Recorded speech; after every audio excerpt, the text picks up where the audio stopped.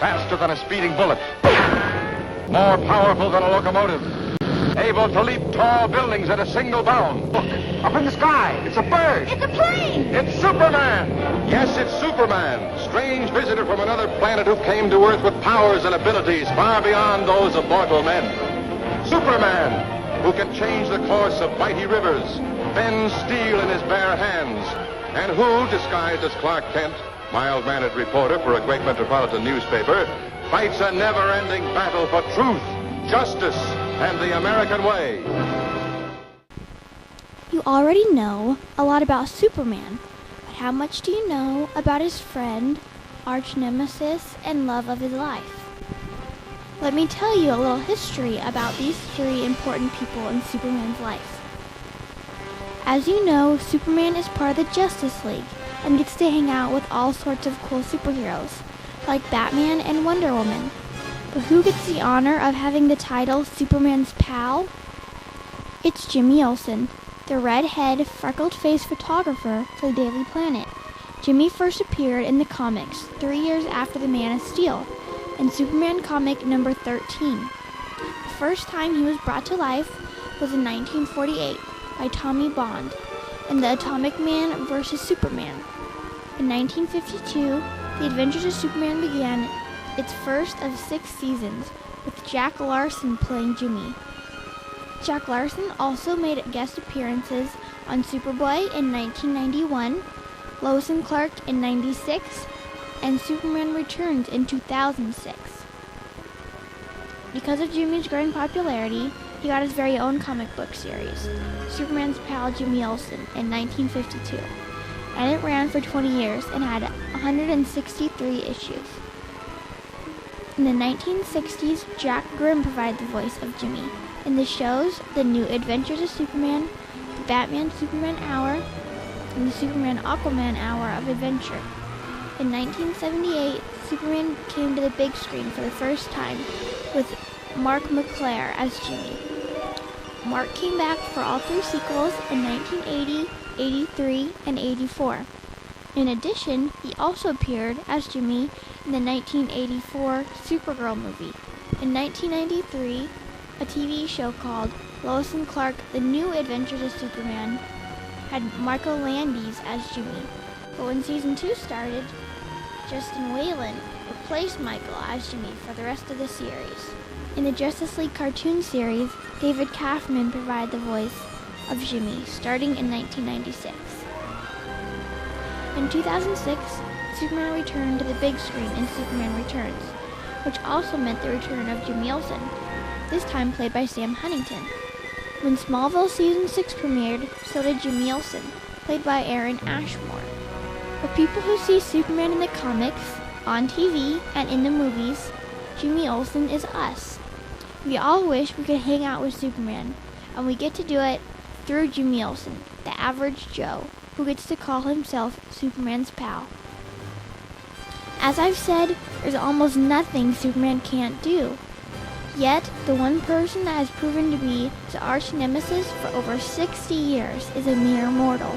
Though he isn't as strong physically as Superman, being the greatest criminal mastermind of all time, Lex Luthor has proved a constant challenge for Superman, and is clearly the ultimate nemesis for the Man of Steel. Lex Luthor first appeared in Action Comic number 23 in 1940 as a mad scientist with a full head of red hair.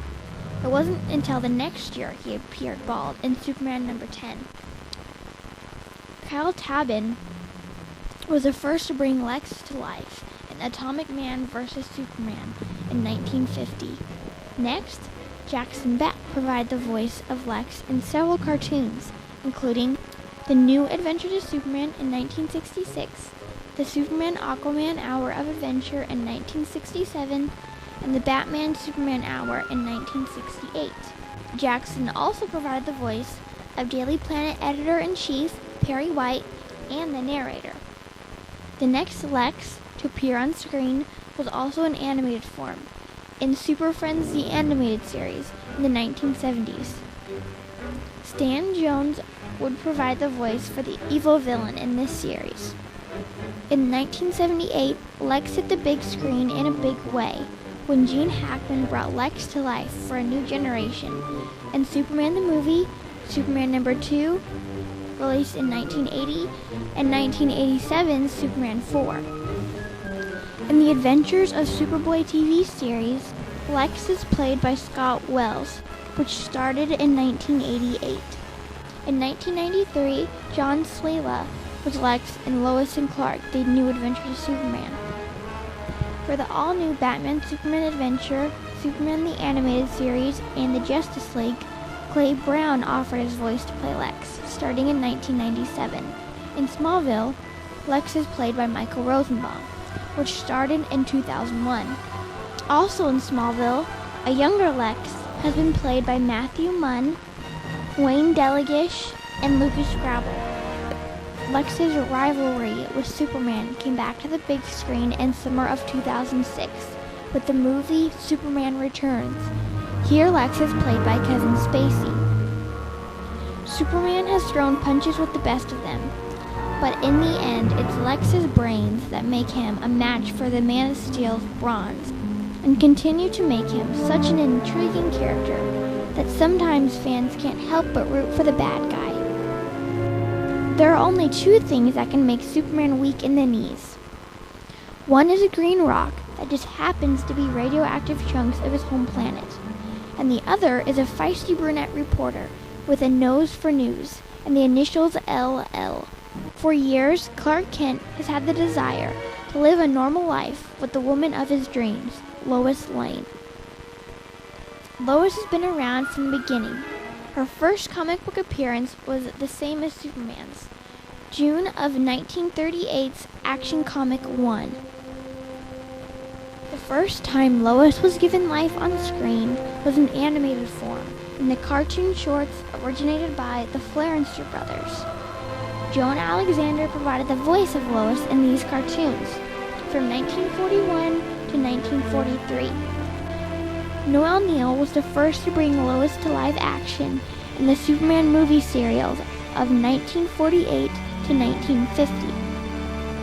In 1951, Superman and the Mole Man had Phyllis Coates as Lois.